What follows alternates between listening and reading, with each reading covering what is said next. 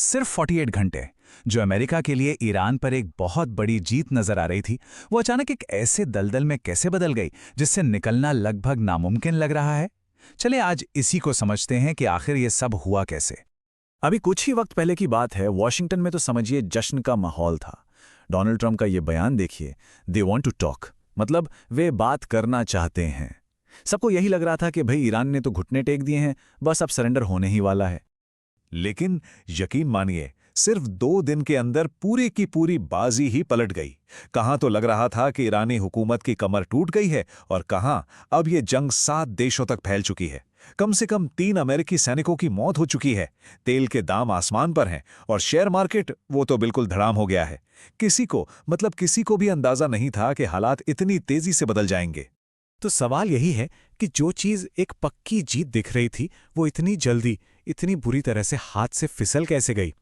इस पूरी गुत्थी को सुलझाने के लिए हमें इसके पीछे छिपे 2 बड़े कारणों को समझना पड़ेगा। पहला कारण, और सच कहूं तो ये बहुत ही दिलचस्प है, वो है ईरान की नई वॉर स्ट्रैटेजी। उन्होंने कुछ ऐसा किया जिसकी किसी को भी जरा भी उम्मीद नहीं थी। इसे कहते हैं एसिमेट्रिक प्लेबुक। मतलब जब एक कमजोर खिलाड़ी अपने से कहीं ज्यादा ताकतवर दुश्मन से लड़ने के लिए सीधा रास्ता नहीं बल्कि टेढ़े मेढ़े रास्ते अपनाता है। अब ये बात थोड़ी अजीब लगती है ना, कि ईरान सीधे सीधे अमेरिका या इजराइल से टकराने के बजाय अपने पड़ोसियों पर अटैक क्यों कर रहा है। भाई सब तो यही मानकर चल रहे थे कि ईरान का निशाना सीधे अमेरिका और इजराइल ही होंगे। तो ईरान की इसी स्मार्ट स्ट्रैटेजी को कहते हैं युद्ध का क्षेत्रीयकरण या रीजनलाइजिंग द वॉर। देखिए, ईरान ये बहुत अच्छे से जानता है कि वो अमेरिका से सीधी लड़ाई में तो कभी नहीं जीत सकता। इसलिए आमने सामने लड़ने के बजाय वो अपने दुश्मन को, मतलब अमेरिका को, इनडायरेक्टली नुकसान पहुंचा रहा है, चाहे वो पॉलिटिकल हो, मिलिट्री हो या फिर इकोनॉमिक। तो ईरान का मकसद क्या है? वो बिल्कुल साफ है। पहला, पूरे रीजन में ज्यादा से ज्यादा केओस यानी कि अफरा तफरी फैलाना। दूसरा, अमेरिका के जो अरब देशों से रिश्ते हैं उनमें दरार डालना। तीसरा, अमेरिका को इस बात के लिए मजबूर करना कि वो अपने कुछ साथियों को दूसरों से ज्यादा तवज्जो दे। और सबसे अहम बात, अमेरिका की मिलिट्री जो पहले से ही दुनिया भर में फैली हुई है, उसे और ज्यादा स्ट्रेच करना, उसे और ज्यादा उलझाना। अच्छा, तो ये तो हुई ईरान की स्ट्रैटेजी। अब आते हैं कहानी के दूसरे हिस्से पर, जो इस पूरे संकट का दूसरा बड़ा कारण है, और वो है डोनाल्ड ट्रंप एडमिनिस्ट्रेशन की 2 बड़ी उम्मीदें जो पूरी तरह से मिट्टी में मिल गईं। हाँ, अमेरिका ने जो एंड गेम सोचा था उसका पूरा का पूरा कैलकुलेशन ही गलत साबित हुआ। देखिए, अमेरिका की जीत का पूरा प्लान असल में 2 बातों पर टिका था। पहली उम्मीद ये थी कि ईरान के लोग और वहां की सेना वो खुद ही अपनी सरकार के खिलाफ उठ खड़े होंगे, बगावत कर देंगे और तख्ता पलट हो जाएगा।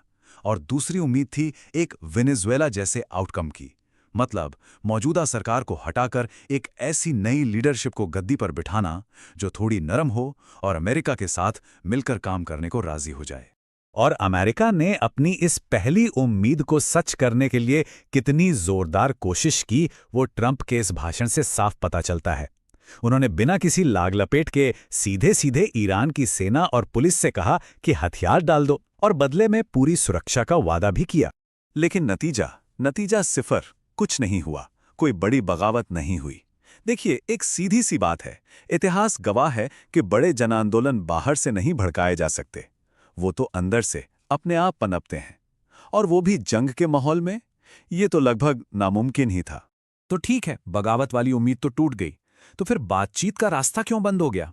वो इसलिए क्योंकि अमेरिका की जो दूसरी उम्मीद थी उस पर भी पानी फिर गया। ईरान में बहुत तेजी से एक नई लीडरशिप ने आकर कमान संभाल ली, और ये लीडरशिप किसी भी तरह के दबाव में झुकने के लिए बिल्कुल तैयार नहीं थी। और इसकी एक बहुत बड़ी वजह है ईरान का अमेरिका पर गहरा अविश्वास। उनके विदेश मंत्री का कहना है कि अमेरिका के साथ बातचीत का उनका पिछला तजुर्बा बहुत कड़वा रहा है। उन्हें ऐसा लगता है कि जब वो एक तरफ बातचीत की टेबल पर बैठे थे, उसी दौरान अमेरिका ने उन पर हमला कर दिया। जरा ईरान की इस नई लीडरशिप काउंसिल पर नजर डालिए। इसमें जितने भी नाम हैं, उनमें से कोई भी जरा भी रियायत देने की मूड में नहीं दिख रहा है। मतलब साफ है, ये वो सहयोगी या नर्म लीडरशिप बिल्कुल भी नहीं है जिसकी उम्मीद अमेरिका लगाकर बैठा था। तो अब हम कहां आकर खड़े हो गए हैं? हम एक ऐसे मोड़ पर हैं जहां से आगे का रास्ता बिल्कुल धुंधला है। जब लड़ाई का मैदान और बातचीत की मेज दोनों ही रास्ते बंद हो चुके हों तो फिर सिर्फ दो ही बहुत गंभीर संभावनाएं बचती हैं। तो सवाल ये है कि अगर बातचीत हो ही नहीं सकती तो ये सब रुकेगा कैसे? अब सिर्फ दो ही रास्ते नजर आते हैं, या तो अमेरिका खुद ही रुकने का फैसला कर ले या फिर ईरान के पास हथियार ही खत्म हो जाएं। और ये दोनों ही ऑप्शन एक बहुत ही लंबे और थका देने वाले संघर्ष की तरफ इशारा कर रहे हैं। तो आखिर में हम इसी एक बड़े सवाल पर आकर रुक जाते हैं।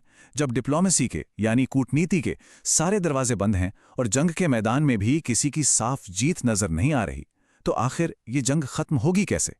ये एक ऐसा सवाल है जिसका जवाब आने वाले वक्त में इस पूरे रीजन का भविष्य तय करेगा।